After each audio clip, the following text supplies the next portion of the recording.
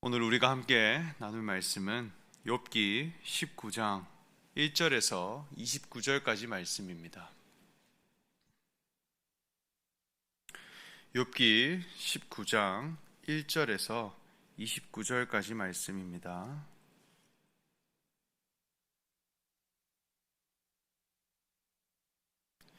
욥기 19장 1절에서 29절까지 말씀, 저와 여러분 함께 교독하도록 하겠습니다. 욥이 대답하여 이르되 마음을 괴롭히며 말로 나를 짓부수기를 어느 때까지 하겠느냐. 너희가 10번이나 나를 학대하고도 부끄러워하지 아니하는구나. 있다 할지라도 그 후물이 내게만 있느냐.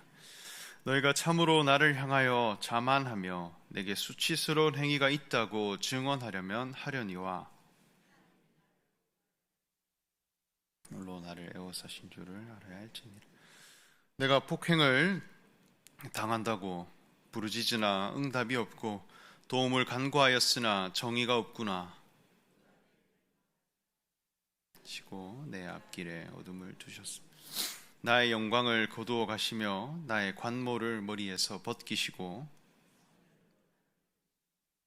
없구나. 내 희망을 나무 뽑듯 뽑으시고 나를 향하여 진노하시고 원수같이 보시는구나. 일제히 나와서 길을 거두고 치며 내 장막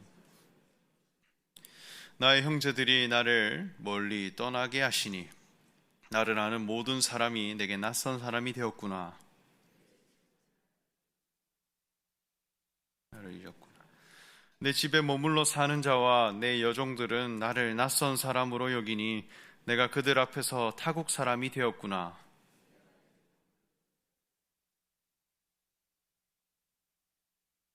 내 아내도 내 숨결을 싫어하며 내 허리의 자식들도 나를 가련하게 여기는구나. 업신여기고 내가 일어나면 나를 조롱하는구나. 나의 가까운 친구들이 나를 미워하며 내가 사랑하는 사람들이 돌이켜 나의 원수가 되었구나. 내 피부와 살이 뼈에 붙었고 남은 것은 겨우 잇몸품이구나. 나의 친구야, 너희는 나를 불쌍히 여겨다오. 나를 불쌍히 여겨다오. 하나님의 손이 나를 치셨구나. 어찌하여 하나님처럼 나를 박해하느냐. 내 살로도 부족하냐. 나의 말이 곧 기록되었으면, 책에 씌어졌으면,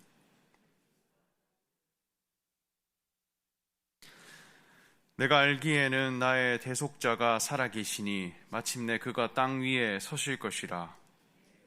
벗김을 당한 뒤에도 내가 육체 밖에서 하나님을 보리라. 내가 그를 보리니 내가 눈으로 그를 보기를 낯선 사람처럼 하지 않을 것이라. 내 마음이 초조하구나.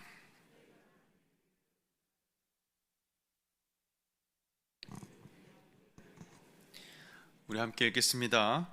너희는 칼을 두려워할지니라. 분노는 칼의 형벌을 부르나니 너희가 심판장이 있는 줄을 알게 되리라. 아멘. 사랑하는 이산충신교회 성도 여러분, 오늘도 기도의 자리로 나오신 여러분들에게 하나님 은혜 가득하시기를 소망합니다. 저는 어릴 적부터 키가 아주 컸습니다. 초등학생 4학년 때부터 잦은 성장통이 시작되더니 급격한 신체 성장이 이루어졌고, 또 어릴 적부터 얼굴이 이런 얼굴이었습니다. 그래서 굉장히 학생들이 저를 많이 무서워했었습니다. 그리고 당시에는 비만이었기 때문에 덩치가 굉장히 컸고 교회 학교 안에서 존재감이 굉장히 컸었습니다. 덩치가 남들보다도 훨씬 크고 또 교실에서도 항상 뒷자리에 앉아 있었기에 학교 선생님들부터 학생들까지 저에게 좀 존중하고 또 존재감이 있는 사람으로 대해줬다 여깁니다. 그래서 항상 학교에서는 실장을 또 감당했었고 또 따르는 학생들도 많이 있었습니다. 그렇게 제가 초등학생 때부터 자라다 보니 저는 누군가에게 한 번도 괴롭힘을 당해본 적이 없습니다. 오히려 상대적으로 덩치가 작고 약한 학생들을 많이 좀 괴롭혔던 것 같습니다. 그래서 지난주 김성희 목사님께서 한밤에 기도회 때 자신이 왕따당한 이야기를 하시는데 사실 좀 뜨끔했습니다.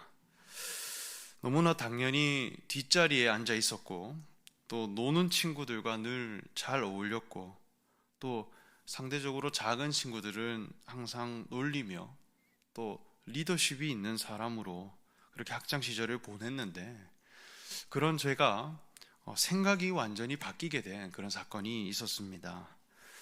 초등학교 6학년 때 대구 연합 보이스카우트에서 스키장으로 캠프를 갔는데 대구 전 지역에 있는 보이스카우트 학생들이 다 모인 그런 모임이었습니다. 이때부터는 이제 단위가 학교가 아니라 전국에 있는 학생, 대구 지역에 있는 학생이 되었습니다. 아마 200~300명 정도가 모였던 것 같아요. 그렇게 모두가 스키장에서 스키를 배우는데 스키 강사께서 이제 자세를 알려주는데 가장 기본 자세인 그 A자 모양 그 자세를 이제 알려줍니다. 그런데 이상하게 저만 그 자세가 안 되는 것이었습니다. 사실 스포츠에 대해서는 늘 자신이 있었고 또 공부는 안 하더라도 운동은 항상 한다라고 하는 자부가 있었기에 스키 타는 거 전혀 부담이 되지 않았는데 이상하게 제가 타면 바닥에 꼬꾸라지는 것입니다. 그렇게 안 되는 학생들만 계속 반복해서 시키는데 그 학생들 수가 점점 줄어갑니다. 그럴수록 제 마음은 더 조급해졌고 저를 지켜보는 학생들이 점점 많아지기 시작했습니다. 지금 생각하면 이 스키 날이 밖으로 밀리지 않도록 날을 좀 들어줬었어야 됐는데 그저 다리만 좀 모으려고 하니까 계속 미끄러졌던 것 같습니다. 그렇게 저는 마지막까지 남게 되었고 모든 학생들이 보는 앞에서 시도했지만 결국 실패하고 말았습니다. 제가 마지막까지 꼬꾸러지게 되니 강사님께서 저에게 하는 말이 얘는 바보 맹구라고 이렇게 놀리기 시작했습니다. 그렇게 저는 캠프 내내 바보 맹구로 불리며 지냈습니다. 학생들이 지나갈 때마다 맹구라고 하고 저를 왕따시키기 시작했습니다. 캠프 내내 혼자 다니고 혼자 밥을 먹었습니다. 그리고 지나가면서 욕도 하고 또 부당한 대우를 당하기도 했습니다. 속에는 화가 너무 나는데 모든 상황이 저를 그렇게 만들고 있으니까 이것을 극복해낼 수가 없었습니다. 밤에 잠을 자는데 너무 서러워 눈물이 납니다. 그 시간을 한 일주일 보냈던 것 같아요. 저는 그 캠프를 경험하면서 두 가지 생각을 했습니다. 첫 번째는 나를 좀 도와줄 사람이 없을까 찾게 되었습니다. 이 상황을 좀 누가 함께 좀 감당해 줄 수 있을까 한 사람을 애타게 찾게 되더라는 것입니다. 두 번째는 제가 이제껏 괴롭혔던 친구들이 생각이 났습니다. 혹여나 내가 약하다고 놀렸거나 짓궂게 대했던 한 사람 한 사람 그들을 생각하게 되었어요. 그리고 캠프가 마치고 학교로 돌아가 학생들에게 사과도 하고 그리고 전혀 다른 사람으로 또 이전과는 전혀 다른 모습으로 대하려고 노력했습니다. 이 사건 전에는 저는 학급에서 좀 약한 친구들을 볼 때 그것이 본인들의 잘못이라 생각했습니다. 조금 본인이 개선하면 되지 않을까, 또 덩치가 작은 것은 그 너의 탓이지 않느냐 그런 마음으로 대했습니다. 그런데 제가 그 입장에 있어 보니 약자가 된다는 것은 절대로 그 사람의 탓이 아니라는 것을 깨달았습니다. 이 왕따라는 자리 절대 자기 스스로는 극복할 수 없다는 것을 알게 된 것입니다. 이처럼 원치 않는 상황을 경험해 보는 것은 그 사람이 살아가는 삶의 관점과 생각에 큰 변화를 줍니다. 물론 이전에도 학교 폭력에 관한 교육을 늘 받아왔습니다. 그 위험성과 교우 관계에 대한 중요성 늘 알려주셨습니다. 그러나 본인이 겪어보는 것만큼 정확한 교훈은 없다는 것입니다. 사람은 원치 않는 상황을 맞닥뜨리게 될 때 가장 먼저 반응하는 것은 이 상황이 왜 나타나게 되었을까? 이 현상의 원인을 찾으려고 합니다. 그리고 더 나아가 이 일이 왜 하필 나에게 일어났을까? 그 교훈을 생각합니다. 그리고 더 나아가면 나는 누구인가? 나의 정체성과 나의 자아를 찾고 돌아보게 한다는 것입니다. 오늘 읽은 욥기 19장의 말씀은 욥기 전체를 볼 때에 중요한 주제 부분이 드러나는 말씀입니다. 특별히 우리 25절의 말씀을 가지고 이 핸델이라는 작곡가가 곡을 썼는데 메시아라는 오라토리오의 3부에 해당되는 곡입니다. 우리가 좀 전에 읽은 찬송가의 노래이기도 합니다. 그래서 제가 어제 설교를 준비 다 하고 이 곡을 한번 듣고 잠을 청했습니다. 그래서 오늘 이렇게 어쿠스틱으로 건반에 연주를 하니까 더 잘 어울렸던 것 같아요. 오늘 하루를 시작하실 때 또 출근길에서 이 핸델이 작곡한 메시아 이 3부 음악을 들으며 하루를 시작해 보는 것도 좋겠다 여겨집니다. 그만큼 중요한 핵심의 말씀들이 잘 나타나 있는 본문인데요. 오늘 말씀을 보면 욥이 친구들을 향해 자신의 한탄을 내어놓는데 이전 18장의 말씀을 보면 친구 빌닷에게 거의 독설과 같은 말을 듣게 됩니다. 까닭 없는 고난, 이것을 겪어가는 욥에게 새 친구는 말하기를 고난은 죄로부터 온 것이며 인과응보적 해석을 전제로 하나님께 파멸을 당하게 될 것이다 라는 말을 듣게 됩니다. 그리고 더 이상 욥은 회개하지 못할 것이고 하나님께 회복될 수 있는 가능성조차 없다며 마치 짐승처럼 취급하는 것을 볼 수 있습니다. 하나님을 경외하는 욥, 그는 자신의 소유물을 잃게 되었고 또 자녀들을 잃게 되었고 자신의 뼈와 살이 무너져 아무것도 행할 수 없는 자가 되었습니다. 그리고 이제는 자신이 의지했던 관계조차 모두 단절되어 홀홀단신, 그저 자기 몸뚱아리 하나 간간히 버티는 정도로 하나님께 서 있는 자가 되었습니다. 그리고 그의 탄식은 자신의 처절한 상황을 토로하는데 또 동시에 하나님을 간절히 바라는 자로 또 하나님을 간절히 소망하는 자로 나아가는 것을 볼 수 있습니다. 까닭 없는 시련, 이것이 우리에게 주고자 하는 교훈, 그리고 하나님을 섬기는 자로서 우리는 이 고난을 통해 어떤 믿음을 가진 자로 나아가야 할 것인가, 욥과 그 새 친구들의 모습을 통해 교훈받기를 소망합니다. 첫째로 욥은 친구들이 가진 그 신앙의 모순을 드러냅니다. 우리 2절과 3절 말씀을 함께 읽어보겠습니다. 시작. 너희가 내 마음을 괴롭히며 말로 나를 짓부수기를 어느 때까지 하겠느냐. 너희가 10번이나 나를 학대하고도 부끄러워 아니하는구나. 욥은 친구들에게 말하기를 하나같이 욥의 마음을 괴롭게 한 자들이라 말합니다. 사실 이 친구들의 첫 모습은 어떠했냐 할 때 위로자였고 또 욥을 조문하러 왔다라고 했습니다. 그런데 결국 그들은 무자비하고 냉혹한 사람들이 되어졌습니다. 왜냐하면 그들은 시종일관 자신들의 인과응보 논리로 독설을 일삼았으며 그 정도가 더욱더 심해졌기 때문입니다. 하나님을 섬기면 복을 받고 또 하나님께 죄를 범한 자는 벌을 받는다라고 하는 그 율법의 요구에 맞춰 결론을 내려주고 있는 것입니다.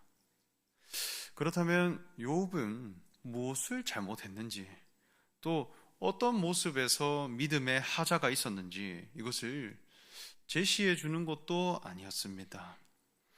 위로자로 왔음에도 불구하고 시종일관 독설로 자신을 비난하는 그들의 모습을 욥은 이야기합니다.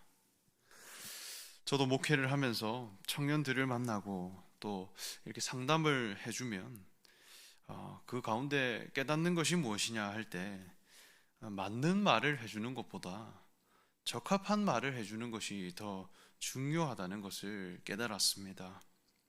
그래서 위로자와 또 괴롭히는 자의 차이는 무엇이냐 이렇게 할 때 적합한 말을 해주느냐 그리고 맞는 말을 해주느냐 거기에서 구분된다 여겨집니다. 그 사람이 처한 상황과 정황 그리고 그 사람의 지금 상태 그리고 내가 그와 어떤 관계를 맺고자 하는지 그 목적에 따라 내가 하고자 하는 말이 달라진다는 것입니다. 저희 아내가 첫째를 낳을 때 진통이 와서 산부인과로 함께 갔는데 시간이 지날수록 진통이 점점 심해지는 것입니다. 아내와 같은 방에 이렇게 앉아 있는데 제가 뭘 해줄까 저는 너무나 안절부절했습니다. 그래서 인터넷을 검색하고 그 진통 주기를 좀 체크해 줘야겠다 이렇게 해서 앞으로 이 진통이 얼마나 남았는지 그리고 이 진통이 나타나는 그 이유가 무엇인지 나름 알려주려고 공부를 옆에서 하고 있었습니다. 그때 아내가 저에게 하는 말이 굉장히 짜증을 내면서 손이나 좀 잡아달라 이렇게 이야기를 했습니다. 생전에 화를 전혀 내본 적이 없었던 아내가 당신이 간호사냐면서 이것은 남편이 아니라 남의 편이다 이렇게 저에게 화를 냅니다.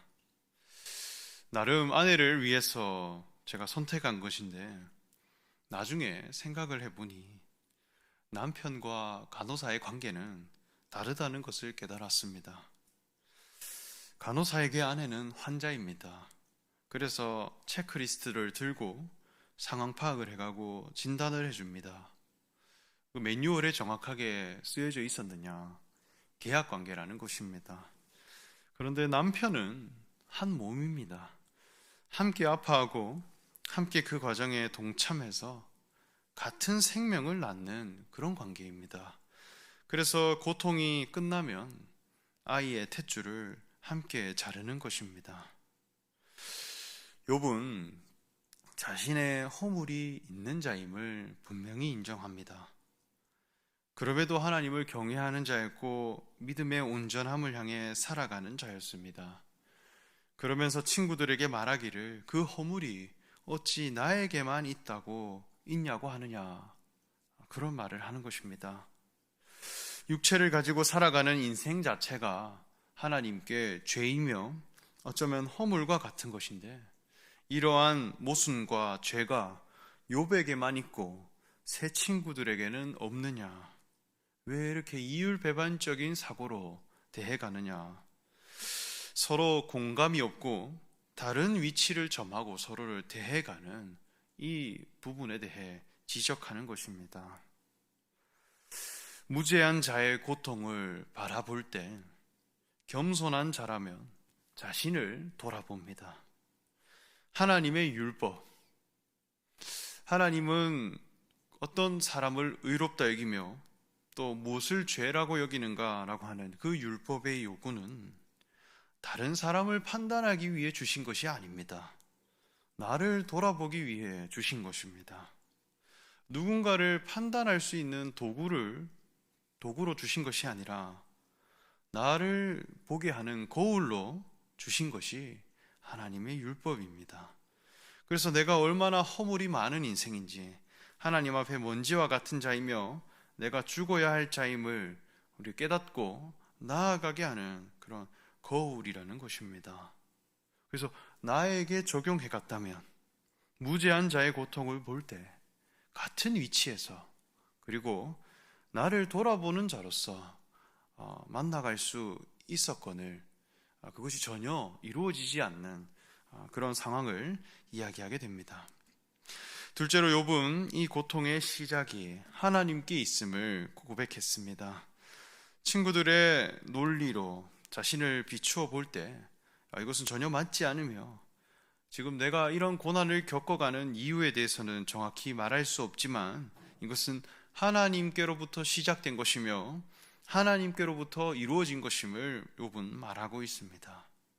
그리고 이어서 말하기를 7절 말씀에 내가 폭행을 당한다고 부르짖으나 응답이 없고 도움을 간구하였으나 정의가 없구나 탄식합니다. 하나님으로부터 시작된 이 고난을 통해 자신은 부르짖었고 도움을 구했으나 하나님이 이 과정을 다 침묵하셨다. 그리고 동방에서 가장 큰 자로 알려졌던 욥은 그 영광이 거두어졌고 권위를 잃어버린 사람이 되었습니다.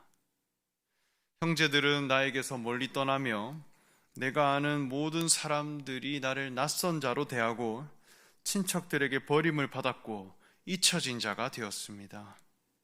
자기가 거느리던 여종들에게도 이제는 타국 사람이 되었고 종을 불러도 그 종들이 자기 부름에 대답하지 않는다고 합니다.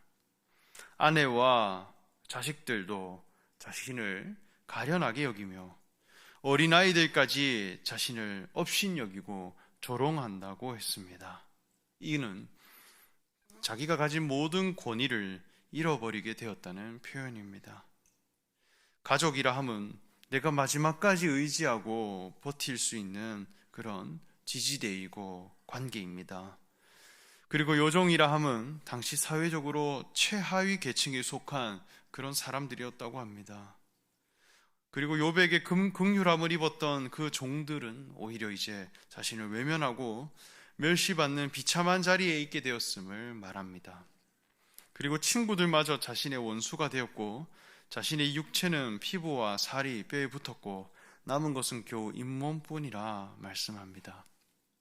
하나님의 침묵을 통하여서 결국 욥은 홀로 남게 되었고 자기가 이전에 누렸던 권세와 영광 그리고 자기가 의지했던 관계, 자신이 설명해 줄 수 있는 경쟁력 그리고 자신의 종들 이것마저 다 사라지게 되었습니다.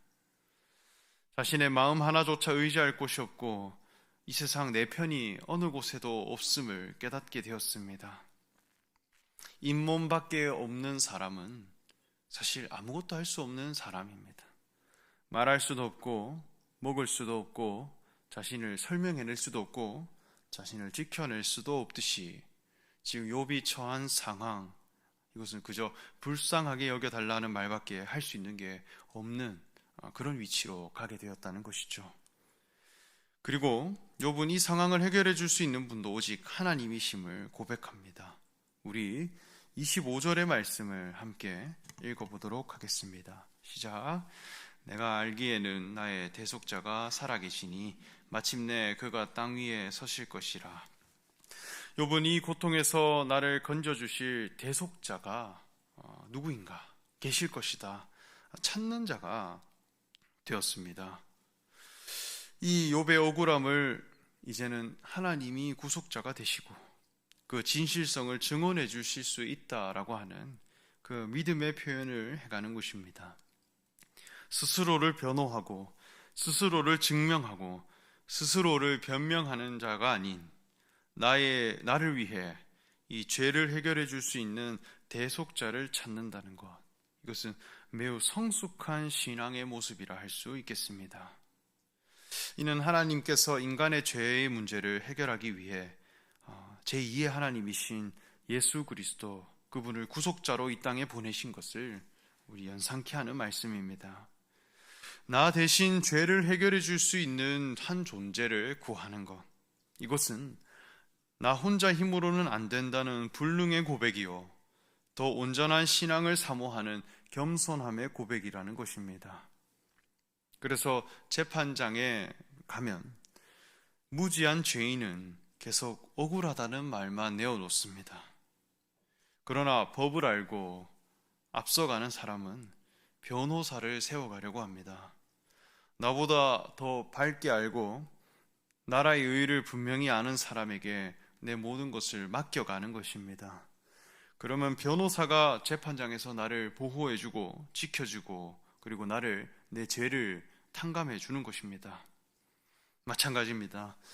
사람은 자신이 의지할 수 있는 것이 하나도 없는 위치로 가게 되면 구원자를 찾게 돼 있습니다. 스스로 구원할 수 없는 자임을 깨닫게 되면 나를 건져낼 수 있는 한 존재를 찾게 된다는 것입니다. 그리고 마지막으로 욥은 한 가지를 더 소망하게 되는데 우리 26절과 27절 말씀도 함께 읽어보도록 하겠습니다. 시작. 내 가죽이 벗김을 당한 뒤에도 내가 육체 밖에서 하나님을 보리라. 내가 그를 보리니 내 눈으로 그를 보기를 낯선 사람처럼 하지 않을 것이라. 내 마음이 초조하구나. 이렇게 말씀합니다. 하나님을 보기 원하는 사람이 되어져 갑니다. 이 가죽이라고 하는 것은 겉 형식입니다. 내가 가지고 있는 나의 겉모습이 다 벗겨지고 이것이 제거된다 할지라도 내 눈으로 하나님을 보는 자가 되기를 바란다는 것입니다. 저는 이 부분을 묵상하면서 욥이 하나님을 섬기는 깔닥이 드러났음을 생각하게 되었습니다. 하나님을 섬기는 우리의 목적이 무엇인가? 어쩌면 우리에게는 많은 겉가죽들이 있습니다. 그것은 나의 소유물이 되기도 하고 나의 업적이 되기도 하고 나의 공로가 되기도 하고 나의 관계가 되기도 합니다. 그런데 이러한 모든 것이 다 제거된다 할지라도 어쩌면 다 불타 없어진다 할지라도 하나님이 누구신가를 내 눈으로 보고 싶다는 것입니다. 이것은 하나님을 내가 깨닫고 하나님을 만나고 하나님을 내 속으로 담아가는 것 그 자체가 내 신앙의 목적이 됨을 고백하는 것입니다. 욥은 하나님을 신뢰하는 자였습니다. 또 그가 거치는 고난의 과정은 어쩌면 일관되게 정리되어 있지는 않습니다.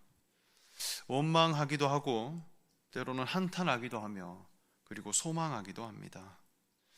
또 모순된 것 같기도 하고 상반된 것으로 보이기도 합니다. 그러나 하나님께로부터 시작된 고난은 결국 대속자를 찾고자 하는 마음으로 이어졌고 하나님을 분명히 보기를 바라는 자로 나아가게 되었습니다.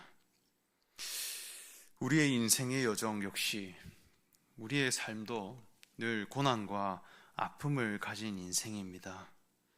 살아가는 그 인생의 순간순간이 때로는 고통이고 한치 앞을 내다볼 수 없는 아픔입니다. 그래서 죽고 나면 고생도 아픔도 없는 곳으로 가게 되었다 축복합니다. 우리 인생 전체를 보면 우리도 잇몸만 남겨진 채 우리 모든 것을 내려놓는 자리로 하나님께서 이끌어가고 계시는 그런 인생입니다. 그 과정에서 우리는 무엇을 남겨가야 할 것인가? 그 고통의 과정에서 우리는 무엇을 찾는 자가 되어야 할 것인가? 나 대신 먼저 고난을 당하고 나 대신 죄를 사하여 줄 수 있는 대속자를 간절히 기다리고 찾는 자가 되기를 원합니다. 내 육체의 모든 것이 훼손되고 내가 가지고 있는 모든 경쟁력이 다 빼앗긴다 할지라도 절대 빼앗을 수 없는 것, 내 눈으로 하나님을 보게 되는 것, 그 하나님을 분명히 보는 자가 되기를 원합니다.